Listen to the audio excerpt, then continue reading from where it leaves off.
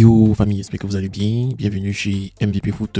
On va faire le résumé de l'actualité du football des éléphants. Voilà, donc n'hésitez pas à vous abonner pour ne rien rater.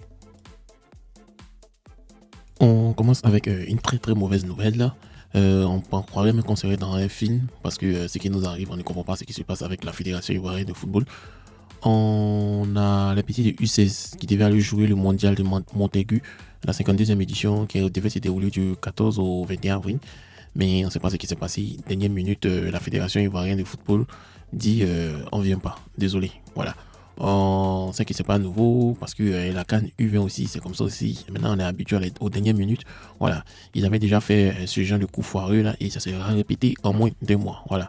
Les organisateurs du tournoi, ils ont reçu un message en pleine face. On ne peut plus tenir parole. Franchement, on ne sait pas ce qui se passe avec la fédération. Donc, on nous dit est-ce que la fédération a l'argent? Parce que je pense que c'est l'argent qui fait de telle sorte que on peut envoyer les joueurs en Europe. Est-ce qu'il n'y a pas d'argent dans les caisses? Parce que franchement, on n'a pas organisé la CAN U20.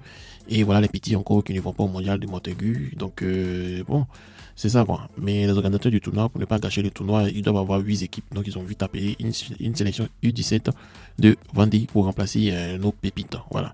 C'est vraiment, vraiment dommage parce que les supporters attendaient de voir les jeunes talents briller. Mais là, on ne sait pas ce qui s'est passé. Franchement, on était revanchard parce que l'année passée, on a vraiment suivi le tournoi. La France était premier par différence de buts devant nous. Sinon, on allait aller en finale et on allait remporter ce tournoi. Franchement, c'est une belle vitrine pour la Côte d'Ivoire et on ne sait pas ce qui se passe à la fédération. Mais bon, on attend le président qui va nous dire qu'est-ce qui se passe. Voilà, ces prochaines sorties seront très très médiatisées. Voilà. C'est une deuxième honte.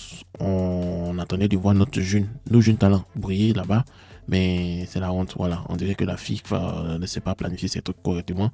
Faut-il qu'ils s'arrêtent de jouer avec les espoirs des petits et les fans aussi. Voilà, donc on espère qu'ils vont se ressaisir pour les prochaines compétitions. Parce que ballon là, on sait jouer, mais il faut être aussi sérieux.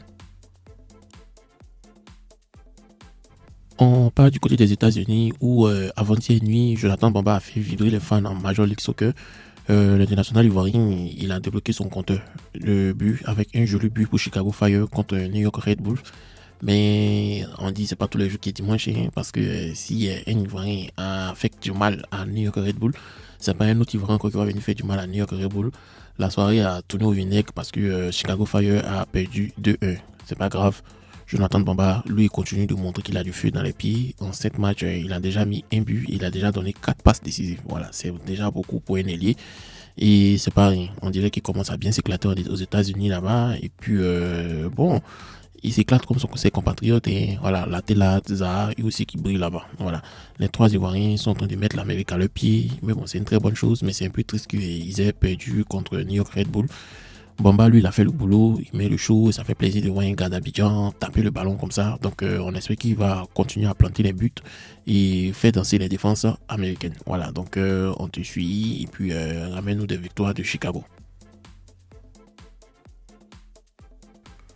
On continue avec la deuxième mauvaise nouvelle de la journée, c'est Jean-Philippe Grasso. Oui, voilà, c'est vraiment la galère pour Jean-Philippe Grasso.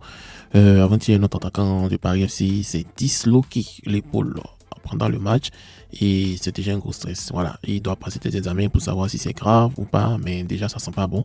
On sait tous qu'avec ses 15 buts en Ligue 2, il était bien parti pour taper le titre de meilleur buteur ou meilleur joueur de cette ligue.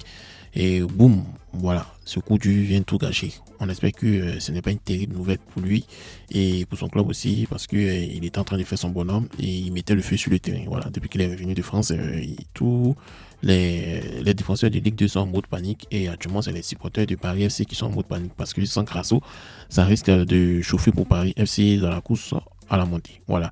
On dirait un film d'action où un héros prend un mauvais coup au mauvais moment. On ne sait pas ce qui s'est passé.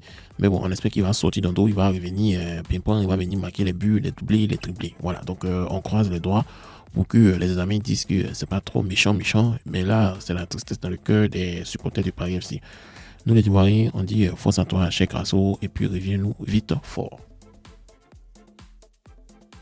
On part du côté des Hollandes, aux Pays-Bas. On a notre buteur, notre star des éléphants, Sébastien Haller, qui a joué hier après-midi. Voilà. Il a encore montré qu'il a du talent dans les pieds. Et lors de la 28e journée, l'attaquant a lâché une passe décisive et propre sur la pelouse de coup Aid Eagles. Voilà. Donc, les gars, il sait jouer le ballon. Il a mis un coéquipier en orbite pour marquer. Mais bon, au finish, le match est terminé par 2 buts partout. C'est vrai que c'est un bilan qui est un peu mitigé comme vibe. Mais Utrecht voulait la victoire. Et les Eagles ont tenu bon, ils n'ont pas lâché l'affaire. Aller, lui, continue à faire parler de son expérience et son savoir-faire. Ça fait plaisir de voir notre cher Sébastien Haller performer aux Pays-Bas et il commence à retrouver son niveau. Voilà, donc les fans de Utrecht doivent être contents de sa forme, même si les résultats ne sont pas trop ça aujourd'hui. Mais bon, ça va aller.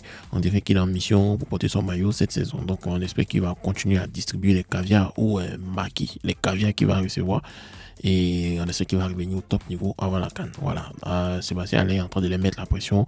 Et aussi, il faut ramener les victoires. Il faut qu'il revienne à son meilleur niveau avant la CAN 2025 au Maroc. Voilà.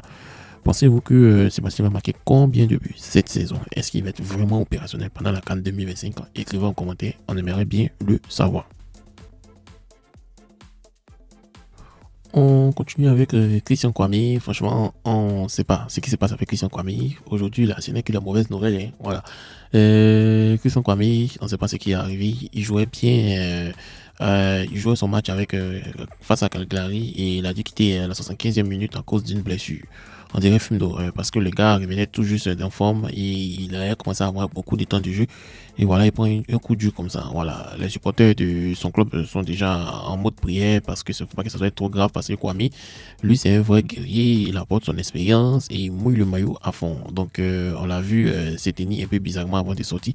On espère qu'il va pas c'est pas quelque chose de grave quoi. Voilà, donc on attend les nouvelles des docteurs et c'est ça. Voilà, c'est vraiment pas le moment pour rester sur le banc ou sur un lit d'hôpital parce que il doit vraiment redécoller sa carrière. Voilà, il commençait à retrouver son niveau.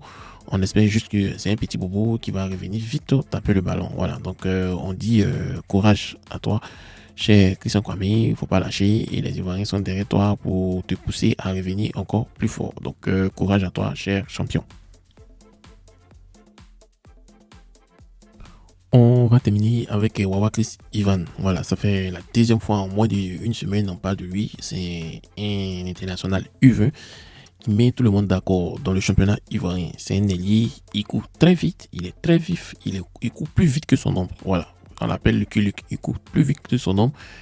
Il a un nez de Thierry Henry et puis aussi il a un nez de Didier Drogba à la tire de loin. Voilà, c'est un gars qui est très fort. Il s'est dribblé et il marque les buts comme Thierry Henry. Voilà, on dirait lui et Thierry Henry, ils sont allés dans le même couloir. Voilà. En tout cas, à chaque match, il ne fait que kiffer les fans avec des masterclass de fou. Et il faut noter que la fin de la saison, c'est ce moment. Voilà, il est en mode turbo, il est rapide, il est explosif, il a le feu dans les jambes. J'ai répété, il court plus vite que son ombre. Voilà, donc c'est vraiment c'est un casse-tête des défenseurs, c'est but, c'est frappe enroulée, c'est frappe de malade, souvent de loin, on dirait Messi, on dirait Ronaldo. Franchement, on ne comprend plus ce qui se passe avec Chris Wawa. Actuellement, là, il est en mode gâté. Voilà. Les stats deviennent fous quand il touche le ballon parce qu'on sait que quelque chose, un truc magique peut arriver à un moment et les supporters sont déjà en transe. Voilà. Donc, les grands clubs européens sont derrière lui, ils ont sorti les jumelles et ils ont commencé à tâtonner derrière lui pour on puisse le prendre. Voilà. Donc, le prochain mercato de Chris Wawa, ça va être chaud. On sent qu'il va partir jouer dans une ligue en Europe et on voit que ça va vraiment chauffer. Voilà. En tout cas, c'est un phénomène, un vrai diamant brut made in Côte d'Ivoire et il va continuer à nous faire vibrer.